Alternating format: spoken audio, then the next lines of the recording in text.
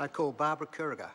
Thank you, Mr Speaker. It's a pleasure to take a call on this piece of legislation. I haven't been part of the Select Committee, so I haven't been able to hear the submissions as we've gone through, but been listening to what's been happening tonight and really would support what the last speaker said in terms of actually helping these people rehabilitate back into the community. This is one of the tools that we can use. And having been at corrections recently in Te Awamutu and looking at some of the projects that some of those people are starting to do in our community, would certainly support this as part of their rehabilitation.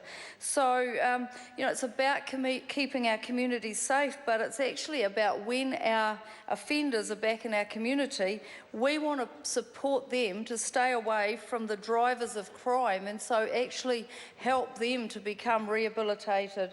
And often it's temporary release, so, you know, they are people who want to attend funerals, they need to attend medical treatment, and as I mentioned before, work experience. So it's about, it's partly about temporary release, but it's also about, you know, people who are permitted to reside outside the perimeters of the prison. So it's giving that extra effective tool to those people so that we can help them keep safe.